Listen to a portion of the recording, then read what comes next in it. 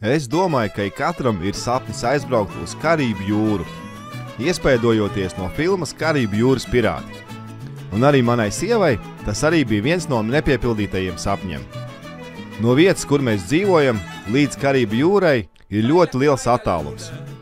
Bet bijām ar mieru arī pavadīt 20 stundas lidojumā. Tāpēc Līga vēra vaļā karti un skatījās, uz kuru no valstīm mēs varam aizbraukt, lai tiktu pie tās Karību jūras. Bija varianti braukt uz Kubu, uz Kolumbiju, Panamu, Kostariku, kā arī uz Meksiku. Izpētot dziļāk iekšējo valstu kultūru, izlēmām, ka dosimies uz Meksiku. Un šis video ir tieši par mūsu ceļojumu Meksikā. Lecam iekšā!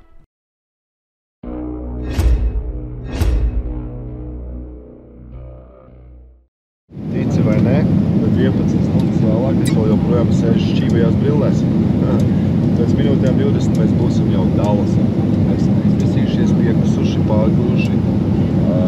Karoči, viss besīgi. Jā, tik tiešām ir nereāli nosēdēt 11 stundas uz vietas. Tuvojamies jau Dallasai, tūlīt laidīsimies lejā, un tad jau varēs izlocīt kājas.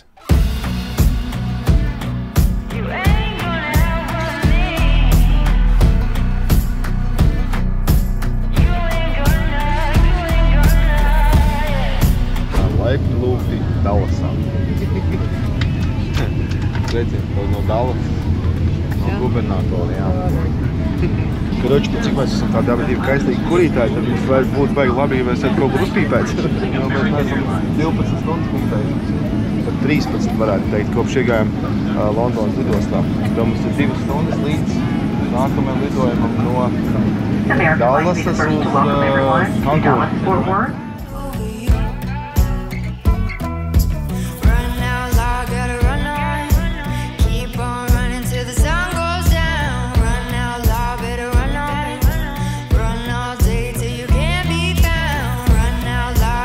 Izrādās, lidojot tranzītā, mēs tikām arī pašā Dallasā, tāpēc mēs esam pašā Amerikā tagad, nekad var jau redzēt visādas tās amerikāņu tačkas, bra.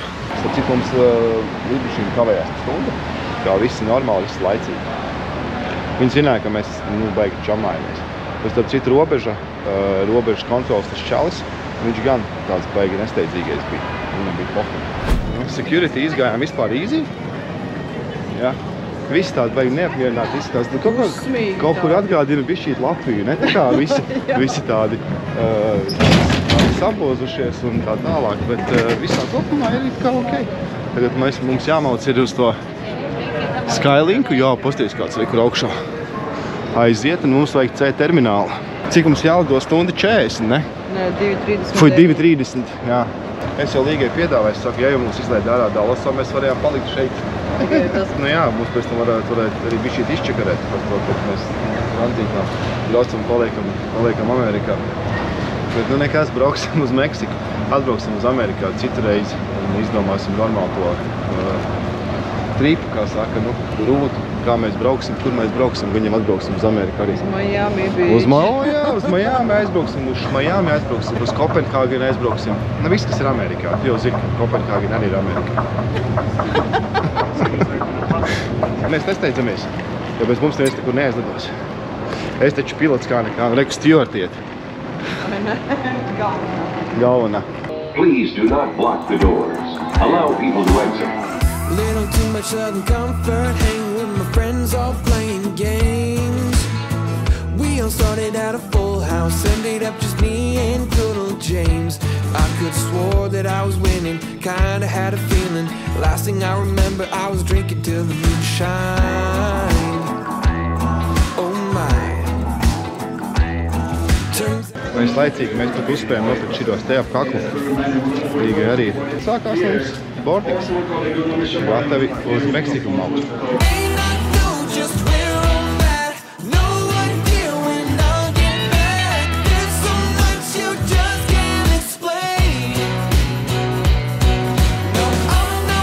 Mēs vēl riktīgi domājam par mašīnu ņemt vai braukt ar šādu, ne? Lidostā pastīsimies.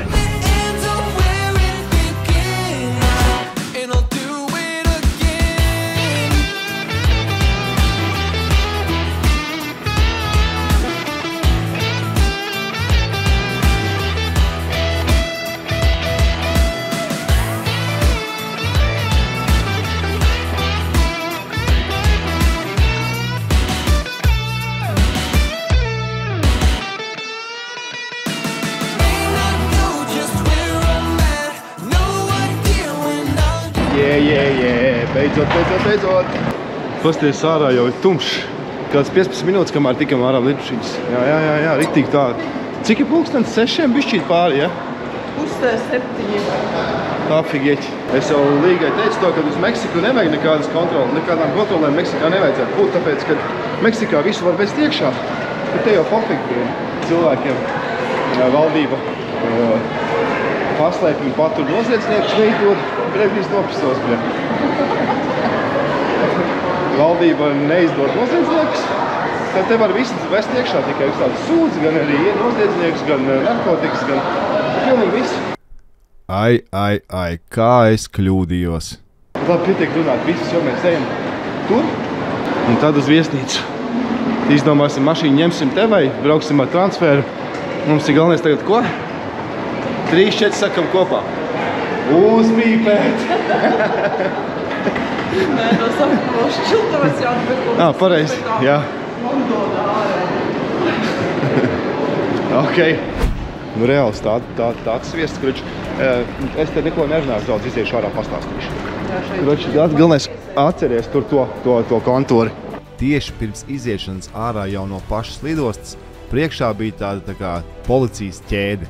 Cik es sapratu, tad random kārtā viņi izvēlās cilvēkus, kurus pasaukt pie sevīm, lai atņemtu kādu no nelegālajām lietām, vai arī reģistrētu, teiksim, tur kameras vai dronus, mikrofonus un tā tālāk. Pat cik man bija aparatūra diezgan daudz līdzi, un arī tajā skaitā bija drons, mani pasauc malā un pateica, lai samaksāju par dronu. Es atkal prasīju, kāpēc man jāmaksā par dronu, kur es neteicu šī valstī pārdot. Uz ko viņi man atbildēja? To, ka mēs jau nezinām to, vai te taisies viņu pārdot vai netaisies viņu pārdot. Es kaut ko tur sāku sprēgāt, teicu kādā sakarā, bet viņi man teica, labāk tu paturi mutīti ciet, kamēr mēs vēl neliekam tev par visu pārējo aparatūru samaksāt nodokli. Tad nu finālā es sapratu to, ka šeit labāk sprēgāt nevajag. Vēru vaļā maku, samaksāju 1600 peso un nelēmīgs devos tālāk.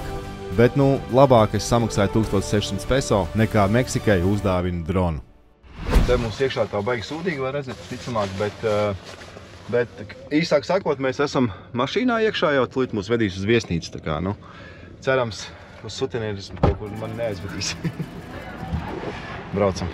Meksika ir viena no tām valstīm, kur ir jāmaksā tā saucamā kabatas nauda par sniegto tev pakalpojumu. Kaut gan par to iepriekš ir samaksāts, bet vienalga, viņi tā kā cāļi ar atvērtām mutēm vaļā gaida, ka tu iedos viņam kaut kādu piečuku vai desmitnieku. 100 peso ir $5. Tad nu šeit principā sākās mūsu izšķērdība. Tam onkulītim, kas mūs veda no lidostas uz viesnīcu, protams, par to jau bija samaksāts iepriekš, bet vienalga tika atstāta tā saucamā dzeram nauda 100 peso, jo sīkākas naudas man nebija.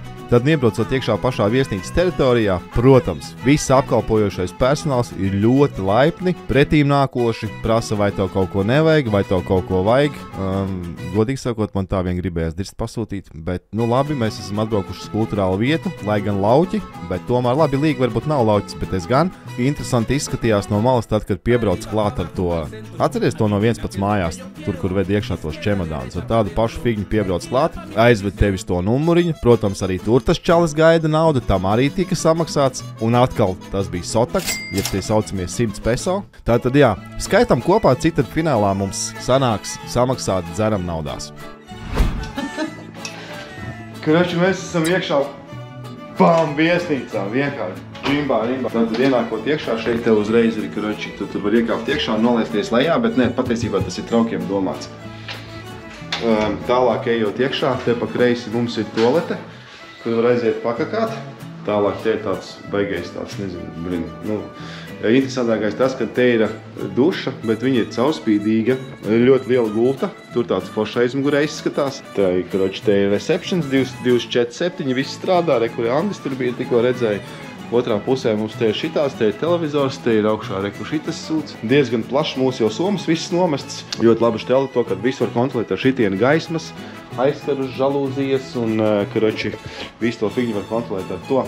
Visur šeit prasa tipus, visur gaida kā cāļa atvērtām mutēm. Un te ir balkons, pasties, kāds pavarās skats pilnīgi. Jā, okeāns. Wow, ej, tu dirst! Pasties, kāds okeāns! Tumsā, bet tev riktīgi nice. Un pilnmēnesis riktīgi nice izskatās. Un apakšā sprinap un mariņi. Te var iedžumīt. Mēs esam paši augstākie. Tie ir swim-up numuriņi.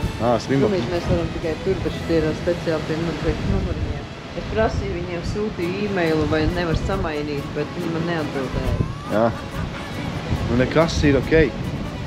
Jo tāpēc, ka ja Jānis pirmajā numuriņā piečurās un mēs dzīvosim otrajā, tad mēs tur visu to sāļumu jutīsim. Tad nē, labāk šī tad man patīk. Te reku lonžiks viens ārā, te var apsēsties tur. Bet tas, ka jā, šī ir 5 zvaigžņu viesnīca. Jā. Jā. Ar all inclusive. Ejam mazgāties un ejam no stūrēm pamazām gultas virzienā.